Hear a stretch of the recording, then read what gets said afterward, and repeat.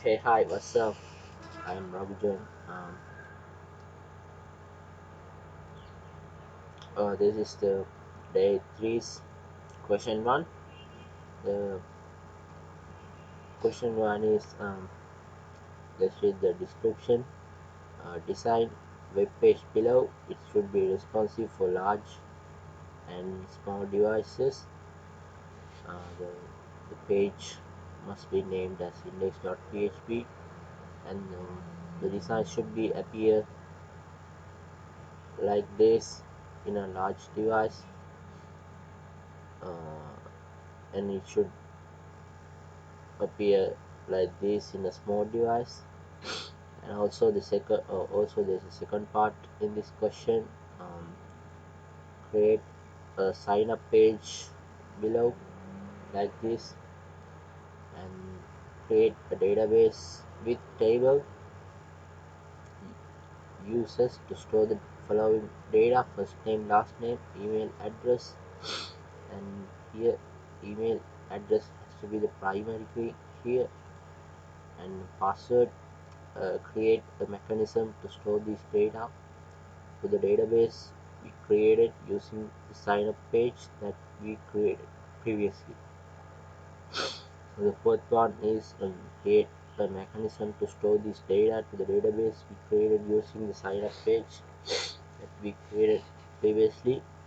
And there's also, in this case, every page should be validated and page cannot be reloaded when adding data to the database.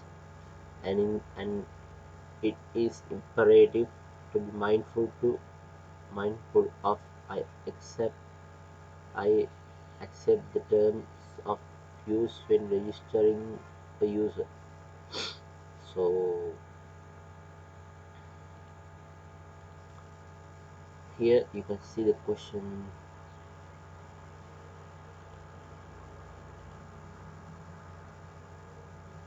one. um,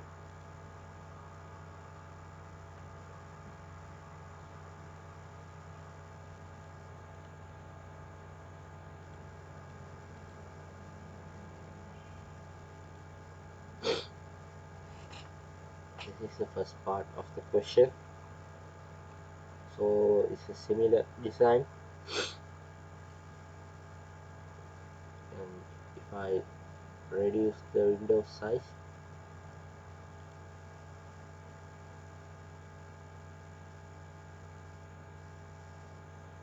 in small devices it will appear like this. And I have used bootstrap. Here you can see uh, the main div has 12 columns. Inside the column there is a big row, and the column inside the big row there is a column with offset value 1. It means it will stay middle, but there are 10 columns. So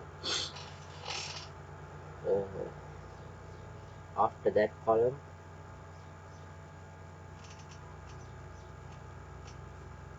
there is another 10 column with offset values offset 1. That's where I store all those buttons. Also there is I have separated another 12 column. So inside those 12 columns I have allocated three three columns per button. So here you can see column MD3, column D3, column D3, column D3, and in the small device it will appear as column 12, as column 12 columns. So the uh, responsive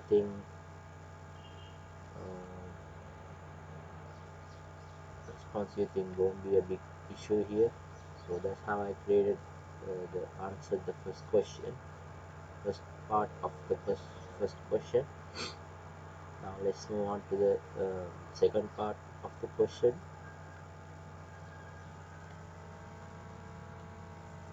in the second part, you need JavaScript and PHP, and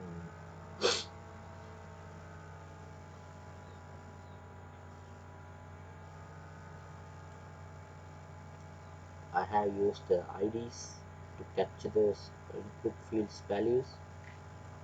You can see here, first name ID is FN, the short form of first name, and the last name's ID is LN, and the email's ID E, password's ID P, and the confirm password's ID is CB, and the checkbox also has an ID.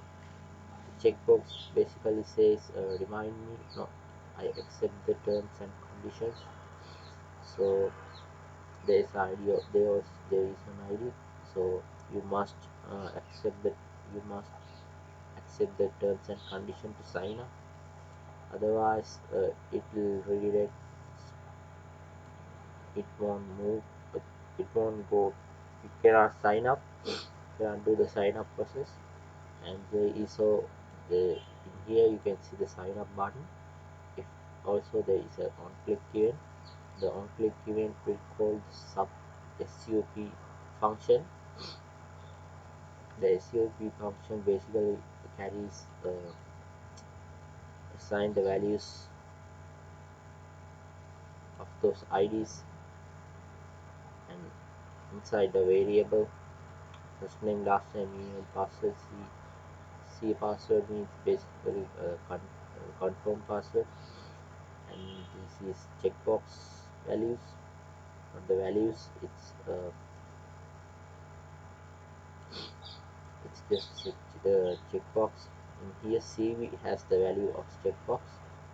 Uh, if the CB if the checkbox is checked and if the statement is true, the CB will carry a value as S1. If the checkbox isn't true, CB will carry an S2 because um,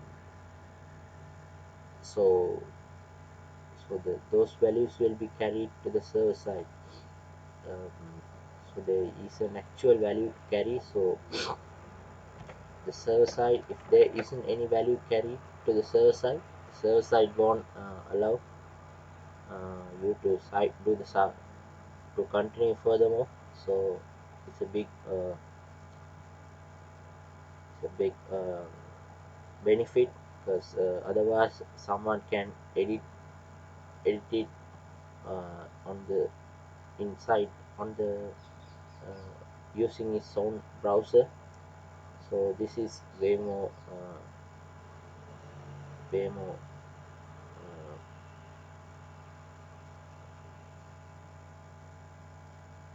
cooler than the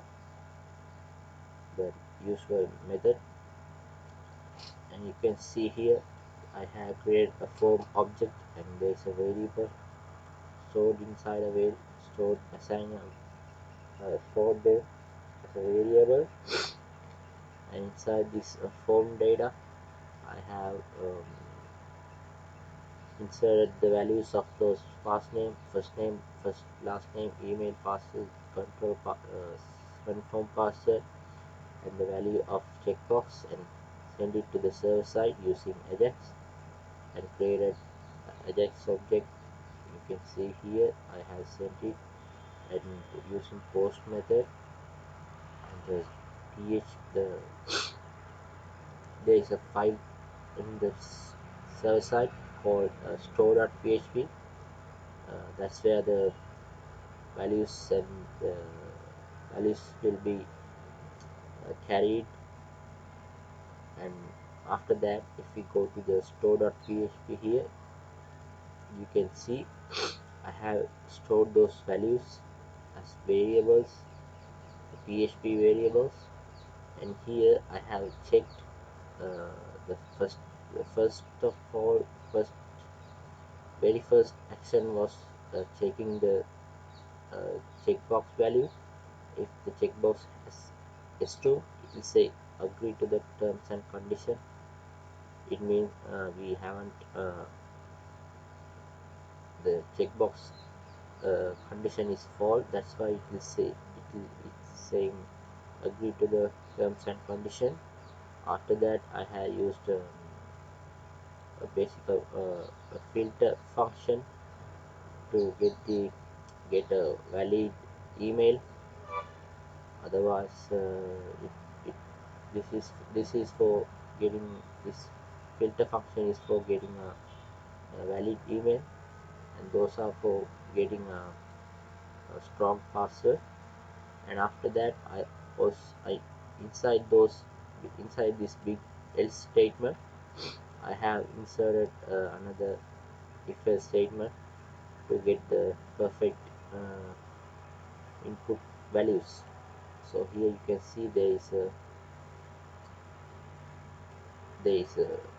statement there is a if statement to check the password and the last name, first name. Emails are empty. If it empty, it will say empty values. Then it will move on to the check. It will move on check the first the password and the confirm password has to be if it if those passwords doesn't match, it will say passwords doesn't match. Password doesn't match. And also here there is another statement. There is another statement. This is for checking the correct, not checking for invalid email.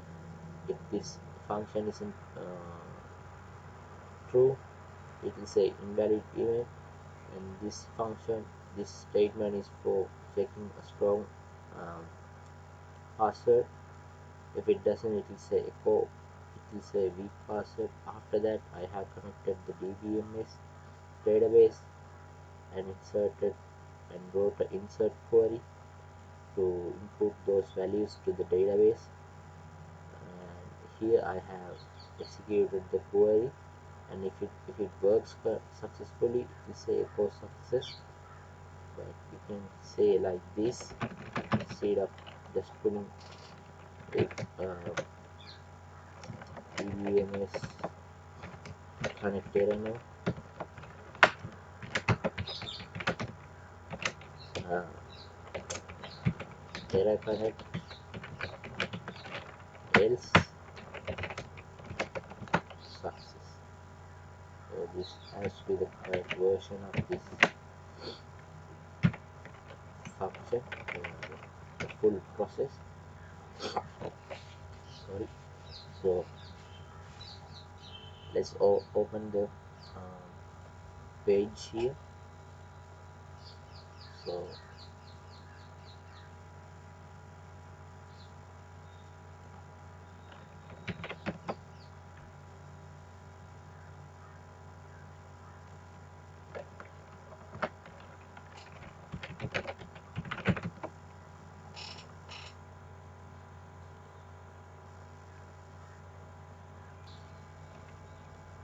here you have to system. So let's enter the values. Let's say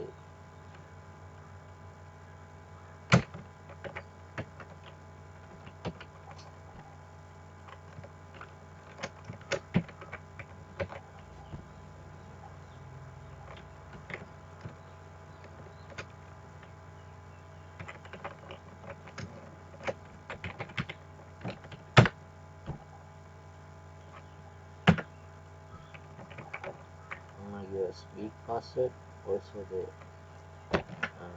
invalid email. Except I don't if I didn't check the if I don't check the checkbox, it will say agree to the terms and condition. So agree to the terms and condition. It says invalid email. So I'm gonna give at gmail.com. After that, it will say weak password. So you need to give a weak password. Say weak as 1 2 3 like this. And if I click sign up, it say password doesn't match because you can see here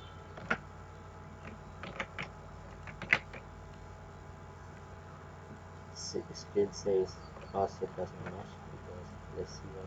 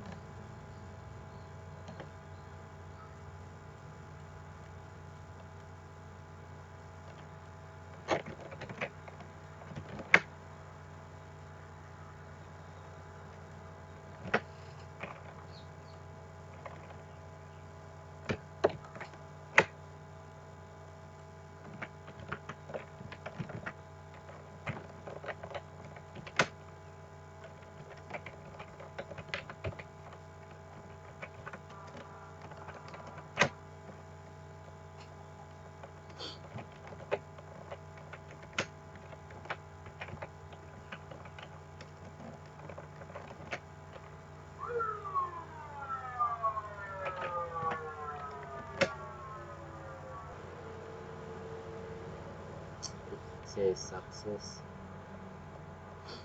And if we open our AD-SQL, if I open my um, AD-SQL, you can see here I have entered the data, and it appears John Pierre like this. So we have successfully did the sign up process. And what is the requirements? So we have finished the question 1, and yeah, let's move on to the question 2.